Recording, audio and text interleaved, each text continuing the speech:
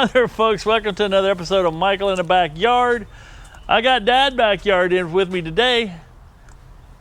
His name's Bobby. And what we've got here is a 2005 Jeep Wrangler. And we ran into a little problem this morning. Not me. He ran out and got breakfast, came back, and then had a problem. Let's go to him and we'll show you exactly what went wrong. And I'm going to show you a quick and easy way to fix it. I'll put a shout out to a link in the description down below of the person that we reviewed and saw how to do it. So I'm going to share it with you guys because not everybody has the same audience. My audience is different than his, so help out as many people as you can to keep these Jeeps on the road and running. All right, here we go. Second time on the channel. Dad Backyard Marina. Hi, Mike. Michael in the Backyard. Glad you were here to help me repair this Jeep Wrangler. Yeah, when I pulled up in the drive, the engine was running. I don't have it on right now because of the noise it would create, but I was in neutral. I pushed it up into reverse, thought I'd gone all the way to park, started to get out, and it started backwards with me. That was an uncomfortable happening. Now we got another problem. No, no, kidding. So I could not get it to go into park, so I pulled it down into low gear, heard a little click, and then when I pushed up, it went into park. But then I couldn't get it out of park. So decided I'd better go in and have breakfast and come back and work on this with a full tummy. And so what we found out was that this handle here can be removed if you pull up on it really hard. Can be removed. And it's got to be tight. Give it a firm. There we go. There. It's got like a little Chinese finger grip thing in here that bites around a groove on the shaft down there. Yeah. And that's what holds it in place. You'll think you're going to break something, but go ahead. And what you have in here is this little white pin. This is factory. This Jeep is 19 years old. But so when I pull up on this, I find this part. Son of a gun.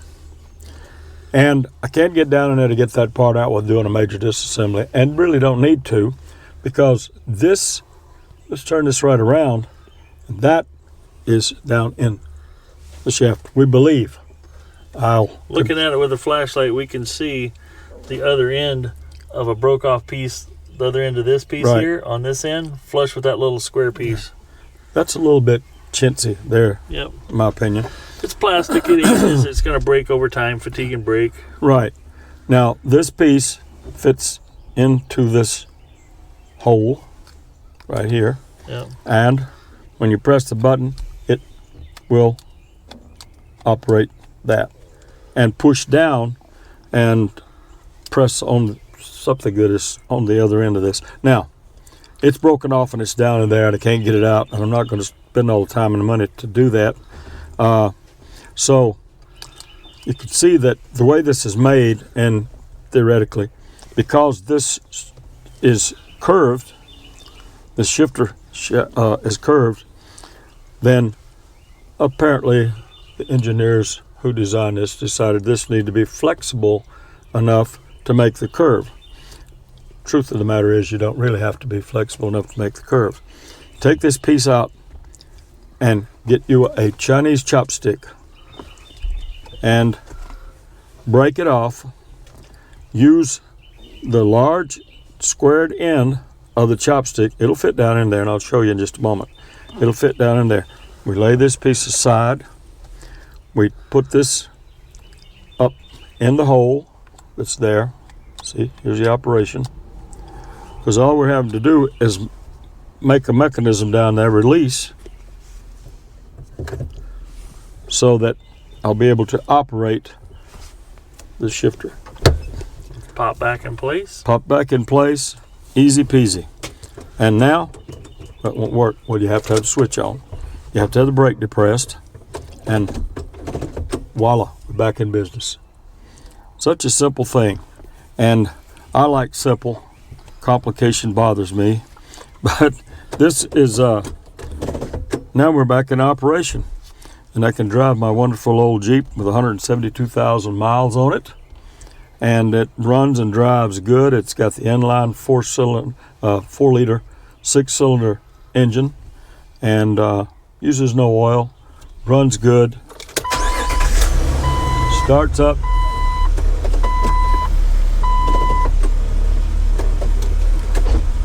So if you have a similar situation, don't panic. If you're somewhere where you can get a Chinese chopstick, you're in business. Fortunately, my wife had about 50 of these chopsticks in there from a little get-together we had one time, and bought them by the bundle. So I think I'll put one of these chopsticks in the glove compartment in case that one that I just used breaks. The thing about chopsticks is they're made out of pretty hard material, and their grain runs linear, so it's going to be pretty tough. If this will last me another 10 years, I'll be happy. So that's all I have to say about how to repair the shifter when it won't go into gear on your Jeep Wrangler. And I believe that this is a fix for Wranglers well beyond or newer than mine. I think he said on the video he did was 2002 through 2006. Yeah. They have the same setup. It's have the same setup. And actually we've seen some shifting problems on other videos from 2018. Yes. So this must be carried on and on and on. And the biggest problem we have here is when this little tip breaks off right here, is that'll slip past and fit into the groove that's on one of these the other end. And that's when you lose that. Just enough motion is to keep it from shifting out of park and into other gears. Just to show you what I did here, or what we did, we cut off the square end. We made it exact same length as this is. That was broken off, and that went down in there and it worked. So do as you will with that information.